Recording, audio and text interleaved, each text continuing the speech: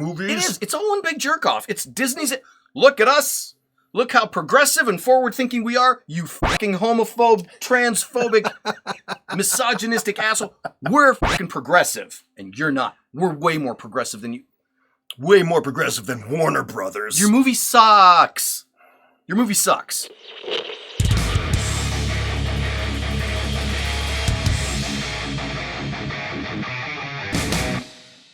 This is how social media has changed us. I left a comment on Instagram for Alyssa Jailinth, who is the lead singer of one of my favorite bands, The Naked and Famous. Okay. And she liked my comment. Oh, did she? And when I saw that she had replied to my comment, I swear, completely, I had the phone on me, and completely involuntarily, I went like this. And I had to stop. Like, what are you, a fucking 14-year-old girl? That's what social media has done to a grown man. But you did respond again, right? I mean, like, you liked and... You got to keep the conversation going. I'll do my best. Okay. All right. Are we really jumping into this? We really are. Welcome to Two Gaming Dudes. All right. Star Wars. We're getting a Rey movie.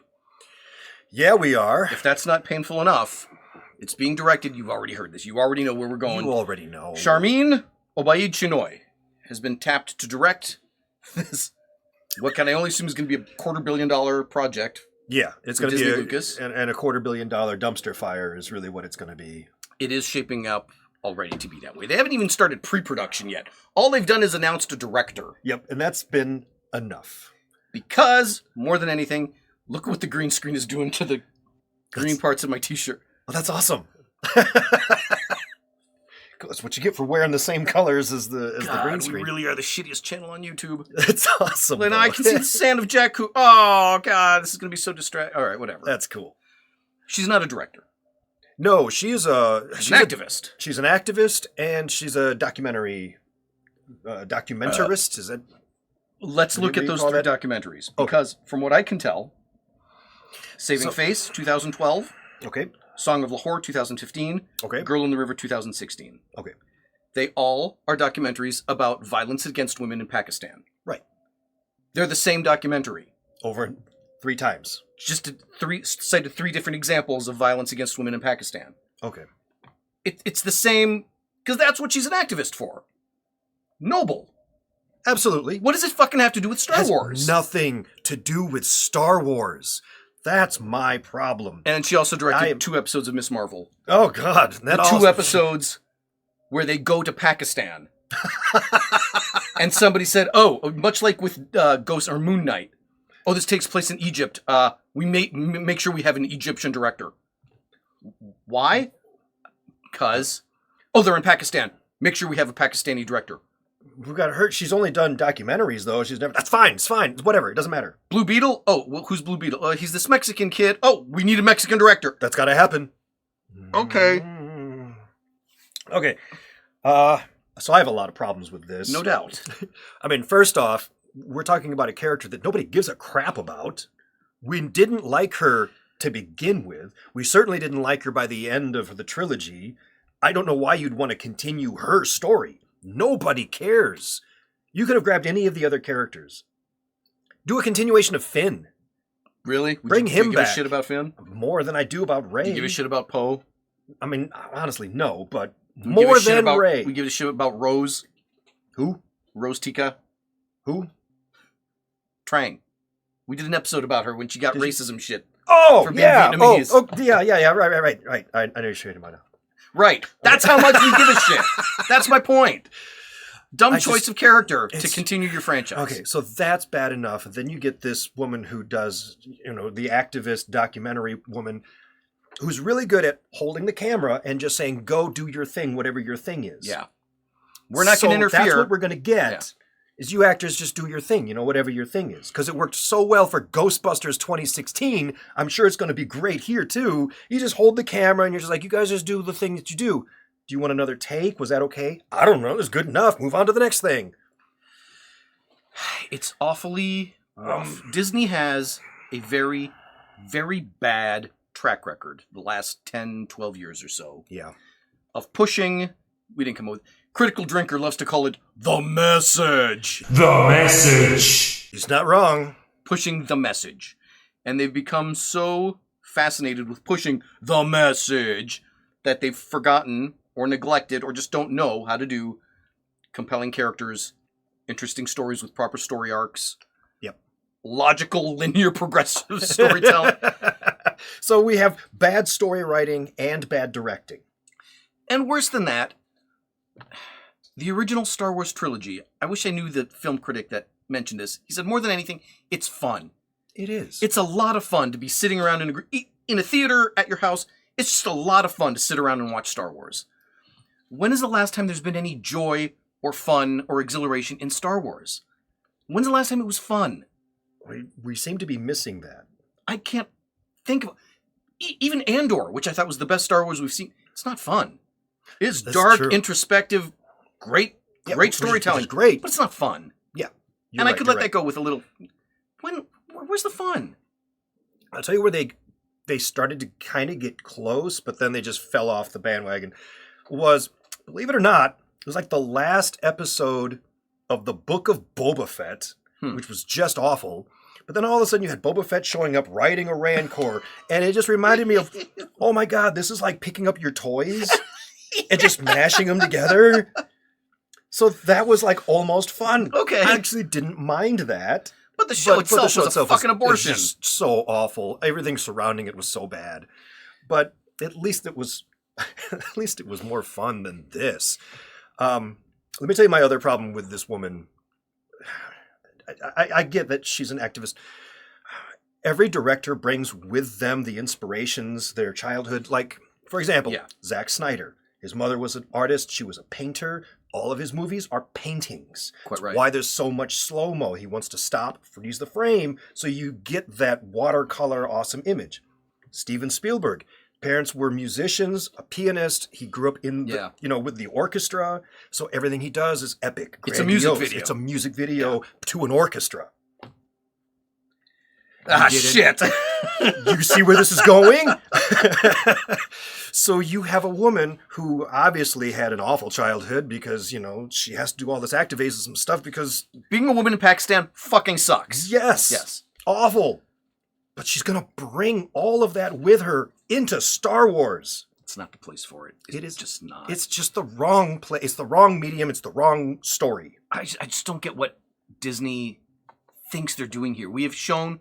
They have now tangible proof on their spreadsheets, on their ledgers of how much of a failure it is when you try to push this strong female perfect character who can do no wrong. She's Superman in a world with no kryptonite.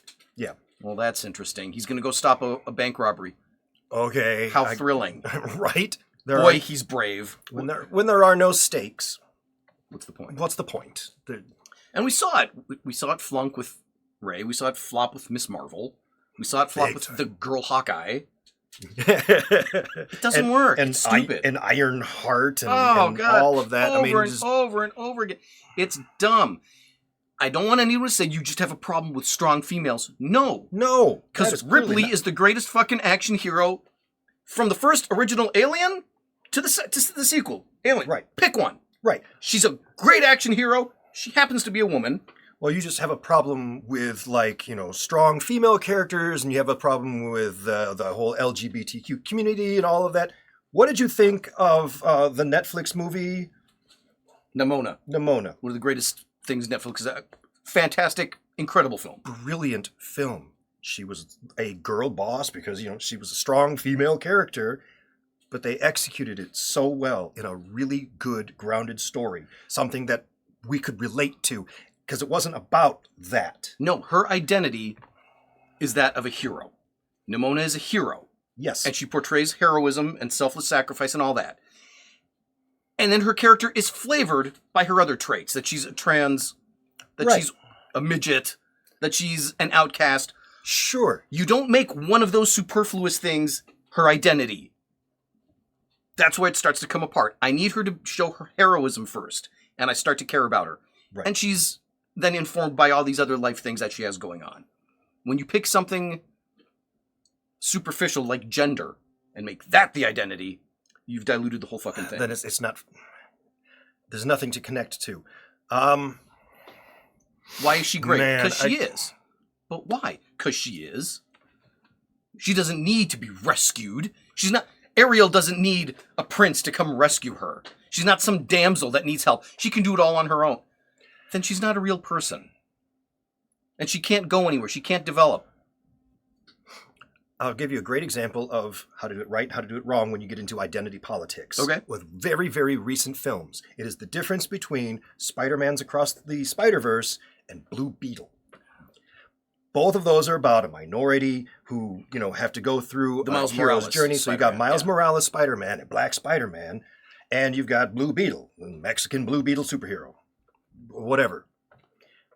Both of those have a bit of that, that the politics in there, but with Spider-Man, that's not the story. Right. The story is about someone who just wants to be a part of something bigger and greater than where he is. Yeah. It starts from the beginning when he says he wants to go to a university that's far away because they can teach him things that he can't learn here. And then when he sees the Spider-Verse and all that, he wants to be a part of that. He wants to just be a part of something great. Yeah. That's the story we can relate to. And it doesn't matter what gender or race you are, that is a story we can connect to. And you root for him and you follow along and you want him to succeed and you want to watch his journey. Exactly. Switch that over to Blue Beetle. I guess it was fun, but this is a Mexican family and this is how Mexicans are and this is blah, blah, blah, blah, Mexican. All the Mexican stereotypes are all in there Right. and all the Mexican stuff. Don't you relate to that? I mean, a lot of it I could. Sure. I guess. But a lot of it wasn't even Mexican. That's true. They just took the entire U.S. Latin American community and just Mooshed it together. pushed It's it, like, even the ones that are something like that. separate or whatever. Okay, but they did nothing to first establish him as a character that you like and can relate to. You got to do that first. Yeah. And then show me, this is what Mexican family life is. Whatever. It flavors it and adds to it. Right. But you can't make that the defining characteristic. And I'm just afraid that's exactly what's going to happen here with Star Wars, because it's already happened, but it's just going to make it worse. They're just going to follow the same formula. She's going to be this invincible, unstoppable force of nature, and then she's going to end the same way. She doesn't need help from anyone. She doesn't grow or develop. She doesn't face any adversity. She never has to ask for help or go outside of herself So therefore, to show any growth. So therefore, there are no stakes. Nothing. So there's no in drama. danger. There's no drama. There's no conflict. So what do I care? She just has to go through the motions. Right. She's another Mary Sue that has failed so many times before. I don't understand why Disney is pushing it again when they can see it's failed every single time. And if you're telling me in this new movie her defining trait is that she has a vag, what? So do half the population of Earth. Literally half the population of Earth has a vagiola. Yeah. That doesn't make you special or unique. Now, she has another comment in one of her interviews that I take issue with. And that's when she came out and said, hey, it's about time, because it's 2024, so it's about time that a woman stepped up to lead this story. Why is that important? What does that have to do with the price of tea in China? That has nothing to do with anything. But that's the big takeaway. She looked at all the Star Wars movies before and said, well, the problem is you just need a woman to lead this story, and then it's going to be amazing. I watched Funny Farm the other day. Yeah? Who directed Funny Farm? I don't know. I don't know either. I don't give a shit. It was a fun movie. Yeah, it was good. If it turns out a woman directed it, I don't like the movie less. Yeah. I don't care about the gender of the director. Was really it a good don't. movie?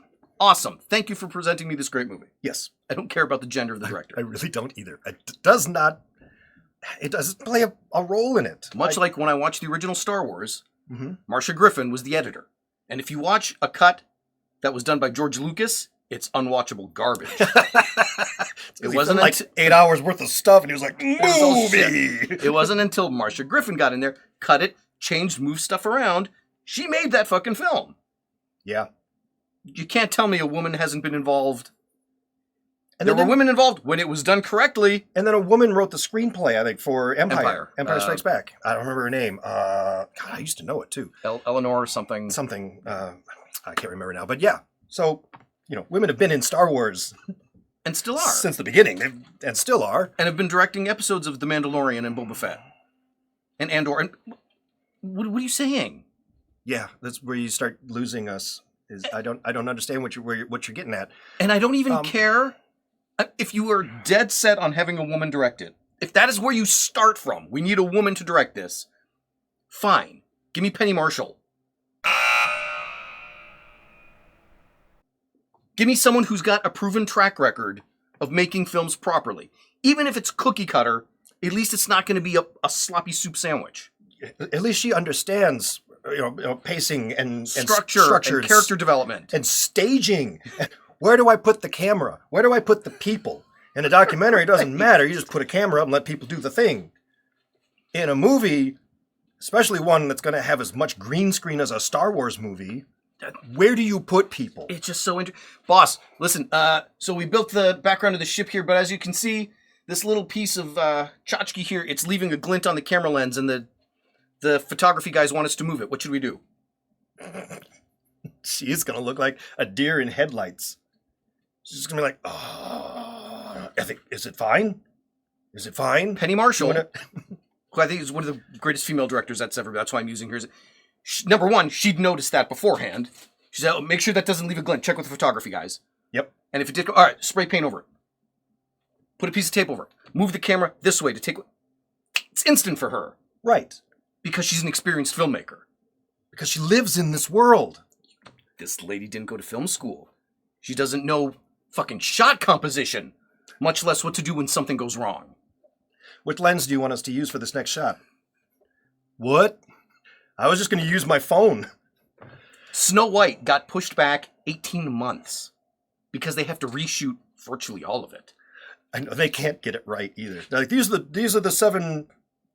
They're not dwarves anymore. These are just 7 things. They're magical things. Everybody threw a fit. Redo, take them all out. All right, we'll make them dwarves, but we don't have time to reshoot, so they're just all CGI. So they just CGI'd over the top of them, and they look uncanny valley horrific. It's gonna be great. I really can't wait to see that. Every time they do that, that's another $100 million on top of the budget. So how many reshoots is this Rey movie going to have to go through? Because they're going to show it to test audiences, and I pretty much guarantee you no one is going to like this. I'm still not convinced that they're going to go through with it. Oh, you think it might? I think they might. Because they pulled the plug on Patty Jenkins' Rogue Squadron. That's right. I was going to say, it's not the first time. She was going to be the first plug. She was going to be the first. Patty Jenkins directed Wonder Woman and the diarrhea of Wonder Woman 84. Yeah. She was a couple other things too. I mean, there was a Rogue Squadron film planned, a feature film, and she was going to direct it. And I don't know for what reason, but the plug got pulled. As shitty as Wonder Woman 84 was, at least Patty Jenkins has experience with doing big budget blockbuster action films. Right. I'm not saying she's a good director or that she'd be good for it. I'm saying she's better than what they chose. I guess when you come up right away and assign some superficial trait to what you're looking for, and that's where you're starting from, you're not sending the message you wanted to send. Oh, God, I hate to bring this up. Oh, I hate bringing up politics stuff. I know we are not that kind of channel. We do not like to talk about this kind of stuff, but... Bear with me because this is the most glaring example. When Biden started his vice presidential search, he said, I need a woman of color. Those are both superficial criteria. And then they found Kamala Harris. And it's tough for her not to feel the pressure of, you only got your job because you're a black chick. That sends a really fucking bad message to young little black girls around America. Yeah. They should have just fucking said, we want the best, most educated, qualified, smartest person we can find. It happened to be Kamala Harris. That's a great fucking message for young girls to see. Not, you know why you got this, right? Which is all I can think for this woman is, you know why you got this, right? Because what an awful fucking message. Because by hiring you as the director, I know that there's going to be a lot of buzz on Twitter. And everybody's going to talk about you. We're talking about you. And that's how you advertise the new Star Wars movie. Part of me feels bad for her because she's going to get shit. She's already getting shit. Oh, she is. And if I were her, I would have said, thank you. I don't think I'm ready for this yet. Yeah. I'm going to go back to documentaries. You guys have your fun. If I was an executive at Disney, I would have said, hang on, this isn't the right choice for this. We just lost $500 million on the Marvels. Let's step back and reevaluate here. Who is the best filmmaker we can find who fits this genre? If it happens to be a woman, awesome. Fine. If not, that's okay too. It doesn't matter. That's not where you started from. Find good storytellers, damn it. That's where all the fault lies. Find good storytellers. I mean, Bryce Dallas Howard, who directed some of the best episodes of The Mandalorian, she's not available or not interested. She can't handle it. She's a great proven director. Absolutely. I mean, she learned from her dad. One of the greatest that's ever been. So yeah, she knows her shit. Yes. And she's already dabbled in the Star Wars universe. She's clearly already a fan. I don't know what's Has happening. this woman ever seen a Star Wars movie? I get lost there because she has yet to talk about any of the Star Wars lore. She doesn't seem like someone who would be like caught at a Comic-Con buying comic books for herself. She hasn't shown yeah. She hasn't shown any kind of fandom in that sense. I'm not saying she has to, but it would help. I mean, I guess you don't. Oh boy, do you need somebody that has both? I think you need a little bit, because otherwise you end up with something like Taika Waititi and Thor, where he's like, well, I never actually read any of the Thor comics. I'm not really a big fan of Thor or Marvel. I don't really like that kind of genre. So I'm just going to do my own thing. And you end up with Love and Thunder. Or the J.J. Abrams sequels. He's got the passion of a fan, but he doesn't have the sensibilities for this. That's right, because he doesn't know how to adapt. Yeah. He has to twist the world into Make his it version, his own. Yeah. I don't want your own. I want Star Wars like George Lucas presented it to me when I was a kid. Yeah. I don't need you to fix it. It's fine. Yeah. It was fine back then. Now it's broken. No, it's broken now. I'm just saying, back then, in the 70s, in the 80s, that was a great story. Decades later, still a great story. Still has fans. Why did you suddenly think it needs to be fixed, that it was broken, that something was wrong with it? There was nothing wrong with it. Because somebody in the DEI office said, the message. Notice there aren't enough women in the Star Wars movies? It is. It's all one big jerk-off. It's Disney's... Look at us. Look how progressive and forward-thinking we are. You fucking homophobe, transphobic, misogynistic asshole. We're fucking progressive. And you're not. We're way more progressive than you. Way more progressive than Warner Brothers. Your movie sucks. Your movie sucks. Yeah. And no amount of political messaging is going to fix bad writing. The whole project, the whole property sucks. Star Wars sucks now. Star Wars.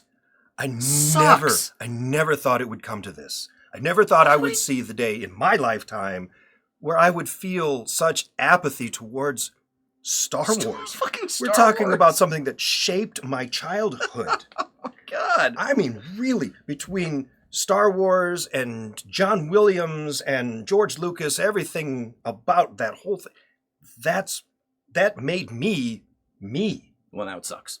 And now it sucks. And I hate it. Now it sucks. It's part of why I'm so passionate about this, part of why I get upset. But the more we do this, the less upset I feel, because the more I just expect it's going to be dog shit. And the apathy creeps in deeper and deeper. Until next thing you know, there are Star Wars movies and shows coming out that I just didn't watch because I just didn't care. It's already happened to Marvel. It started with Marvel. It started with Marvel, and now this. I haven't not watched a Star Wars series yet. Neither have I. I've seen them all. But I can see a time. It gets harder and harder, and I almost feel like Ahsoka started to really be that straw that's breaking my back when they start introducing the world between worlds, and now we can bring back characters from the dead. Yeah, it's becoming something unrecognizable from real Star Wars, and I'm going to call it real. Yeah. This is what we've gotten since Clone Wars is not real Star Wars. No, sadly. Nothing on Disney Plus. Nothing since Disney. Yeah. Ever since Disney took it over, it has felt like something else. Jeez, I can't believe... I mean, at least the prequels were recognizable as Star Wars. Yeah.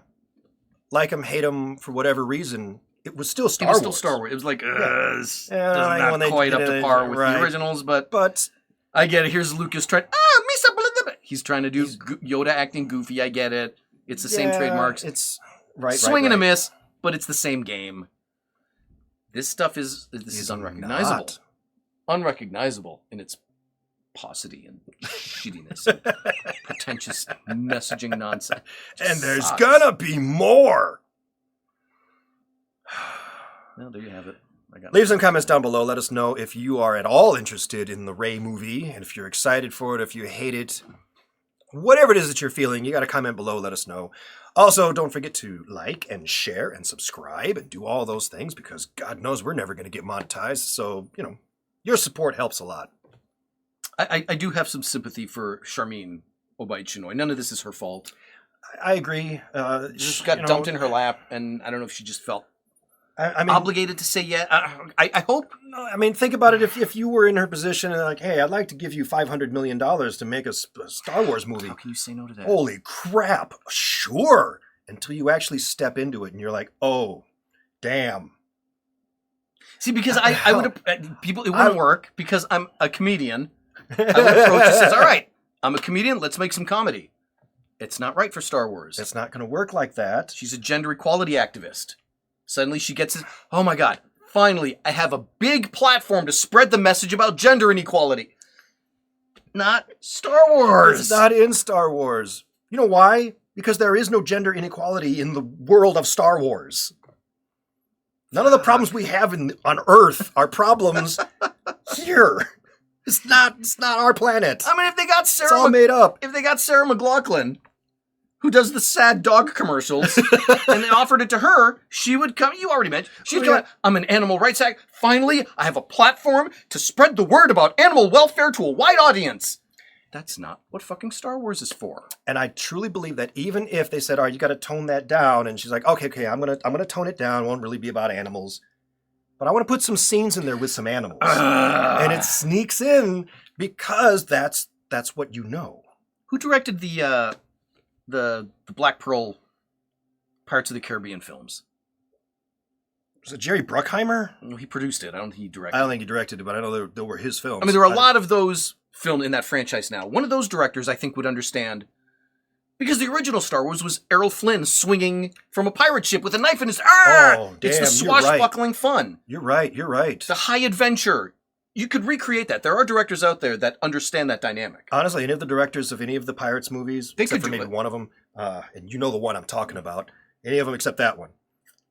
Yeah, they would have done an amazing job. They'd understand because you're balancing the action and the fun and the goofiness. Yeah. That's the closest I can think of to the right tone. You're right. Of A New Hope. Mm-hmm. That's as close as I can think of. I don't know can't, who they are, but I couldn't tell you. I don't know. But one of them might be a woman. Okay. And I'd be perfectly fine with that. Perfectly fine with it. Most of us would be perfectly... Yeah, there's the worst of the worst that they're describing, just this misogynistic assholes that are going to hate it because it's a woman. There's a handful... Whatever, that's fine. Every fandom is going to have that. Yeah. We're not talking about them. Most of us... They can go to hell. Cool. Perfectly fine. Yeah. Great. I don't care. Don't care. However. I don't think we're going to get that. I don't think we're going to get that. All right. That's it. We'll see you in another episode. Later.